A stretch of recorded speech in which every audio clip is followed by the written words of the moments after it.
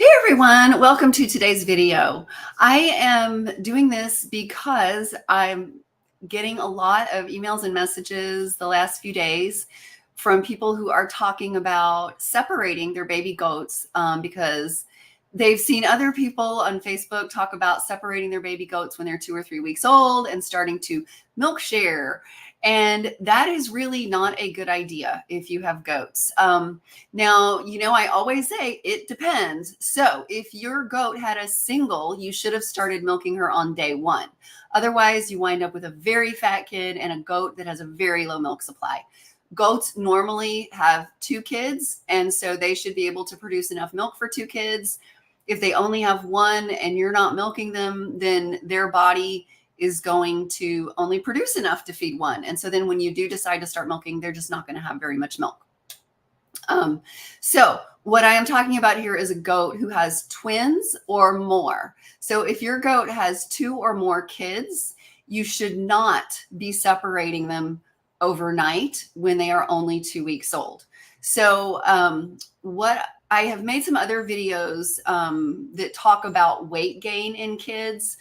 And this is really important. And I know when I got started 22 years ago, nobody ever, weighed kids and talked about how much weight they should gain. And actually, you still don't see that. You still see people talking about age when it comes to separating overnight, weaning, all those things. And age is not important at all. What is important is the weight. You can have a kid that is 2 months old and weighs as much as a 2-week-old kid that somebody else has, which is incredibly sad. In fact, I was dealing with somebody this morning. I have Nigerian dwarf goats, and I was messaging somebody this morning that has a 6-week-old boar goat that weighs as much as one of my Nigerians at that age. And she has coccidiosis. So this is what happens when kids don't get enough milk. She's one of triplets, and boars are not big bucket busting milkers. And so it's really important that you are weighing all of your kids from day one to see how much they are gaining. And for my Nigerian dwarf kids, I want to see 4 ounces every day. If they gain 3 ounces today, I want them to gain 5 ounces tomorrow. And if they gain 5 ounces today and they only gain 3 ounces tomorrow, okay, that's fine. That still averages out to 4. But I don't want to see 2 or 3 ounces, because what I want to see in the bigger picture, if they are gaining 4 ounces a day, that means they're going to double their weight by the time they're 2 weeks old. And it means that they will hit 20 pounds by the time they are 8 to 10 weeks old. I spend all summer responding to emails from people who have Nigerian dwarfs that are 4 or 5 months old and only weigh 15 or 20 pounds. And they have chronic coccidiosis that has been treated over and over again with all the different drugs. And at that point, their intestines are damaged. They're never going to grow to their full potential. It's just too late. And so this is why you need to be weighing your kids every day for the first 2 weeks. And then if they are hitting the marks, so like I said, for my Nigerians, I want that to be 4 ounces a day. We were not weighing kids regularly, unfortunately, when I had La Manchas. So, but obviously it should be more. Our Katahdin sheep, those lambs gain half a pound a day. So they grow so insanely fast. It's crazy. So bigger goats should obviously be gaining weight faster. When somebody contacts me with a boar that weighs as much as one of my Nigerian kids, that's bad news. Same thing if somebody's got a La Mancha or Saanen or something that weighs as much as one of my Nigerians, that's not good.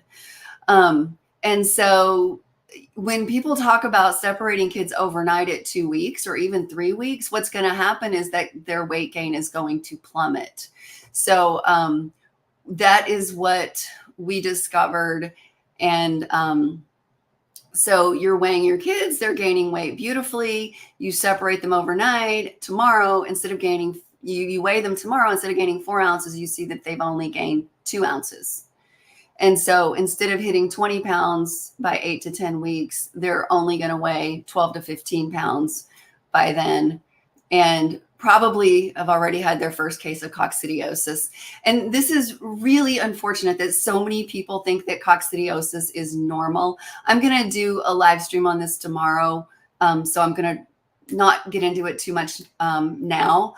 Coccidiosis in kids is not normal. Coxidia is normal, but if they have a strong immune system, then they should not get coccidiosis. Coccidiosis is an illness caused by an overload of Coxidia. And so a lot of people think like that this is unavoidable. And I know I was one of those back in the day when we got started, 22 years ago. I wanted to try and be as natural as possible. I didn't want to be treating kids if they didn't have it. But if you got 50 or 60 kids, it gets kind of crazy trying to go like, oh, now which one is on their third day of treatment and their second day of treatment and who just got diarrhea today? Because if they're not getting enough milk, coccidia runs through the herd like wildfire. Kit said it makes perfect sense. God created babies and baby animals to get their nutrition from their mamas. Yes, that is absolutely correct. And where this, and that's what I try to emphasize is that those mamas are making milk for their babies. They are not making milk for their babies and your whole family. It's just nuts to think that like this little Nigerian dwarf goat is going to make enough milk to feed her 2 or 3 babies and your family. That you can have half the milk and that the babies only need half of the milk.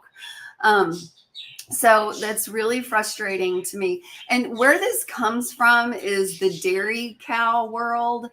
I was raising goats for a few years before I first saw a commercial dairy cow. And, dairy cows in this country have udders that look like a couple of 5-gallon buckets.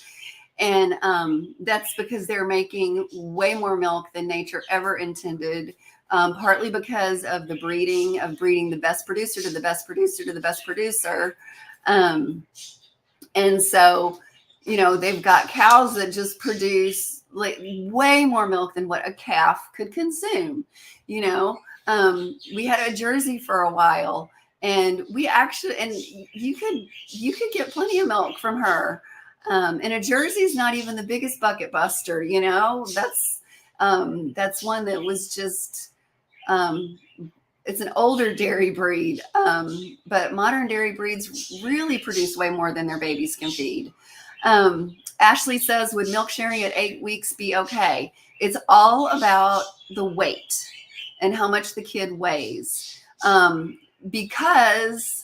And so age is important in terms of them eating other foods. But I don't want to separate my kids. I don't want to separate my Nigerian dwarf babies until they weigh 20 pounds.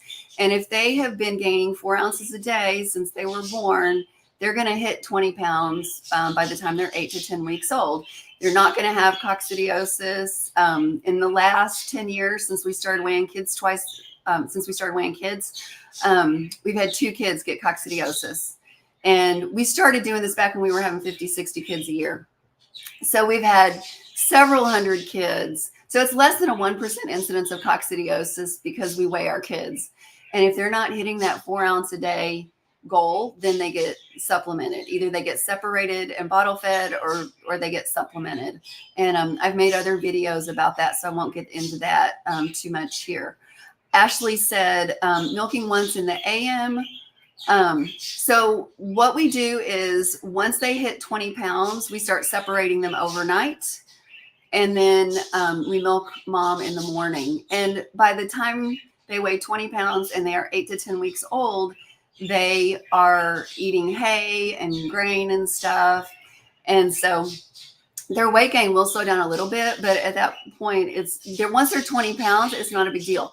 You don't want their weight gain slowing down when they're like 12 or 15 pounds, or even 9 or 10 pounds. And that is what will happen if you start separating them when they're only 2 or 3 weeks old. Because like I said, I expect to see my babies double their weight by 2 weeks of age. So if a kid is born at, 3.5 pounds, it's going to be 7 pounds by the time it's 2 weeks of age. That is way, way, way too small, too young to be separating, because they're not eating. Like when they're that small still, their stomach is still, this tiny little thing. So, and hay, and that takes up a lot of space. They need to be drinking their calories, which means that they need to be consuming milk 24 hours a day. And so Kit said, so if you want milk, would the best practice be to stagger breeding and kidding so that different mamas are at different point of providing milk? Yes, that is a fantastic idea. What we do actually is that we milk all of our does for 2 years. So like right now, we are still milking 6 does that kidded last year. The 6 does that kidded last year, we are still milking them. And so that's how we have milk all the time. But yes, you could stagger it so that they're kidding every couple months or something like that. That's another option. So somebody else said, I've seen lots of popular goat channels treat babies with coccidiosis preventative and separate at 2 weeks. Yeah, those things pretty much need to go hand in hand. And unfortunately, I've even had people contact me, like they start doing coccidiosis prevention, treating them with drugs to not get coccidiosis and separating them at 2 weeks. And they still wind up with coccidiosis because drugs are not going to take the place of a strong immune system. Many years ago, I was at an organic farming conference, and there was this really amazing sage old veterinarian who said, I have seen lots of people go broke through the years successfully treating sick animals. And that is why my focus is always on prevention. My focus, like if you ask me what the dosage is for a drug, I have to look it up. I don't have that stuff memorized. I couldn't even tell you the last time I gave one of my goats an antibiotic. And I'm not spending money on herbs either. I'm not giving them herbs. They're not getting anything. They're just healthy because they're getting all of the nutrients that they need. And for babies, all the nutrients they need come from their mama. That's it. A healthy mama is going to give those babies the milk that they need to keep them healthy. And they're not going to have problems with worms. They're not going to have problems with coccidiosis. We actually have not treated a kid for worms in over 10 years now. And like I said, only 2 kids for coccidiosis in over 10 years. And we've had several hundred kids in the last 10 years. So that's less than a 1% incidence of coccidiosis in several hundred kids, and 0 worms in all those kids in all these years. And we don't do anything that people call preventive. We just let the babies nurse, and we know that Mother Nature is making that milk for those babies, not our family, when those babies are little. When those babies are big and they're eating lots of other food, then we will start taking some of the milk, but not until those babies are at least 20 pounds.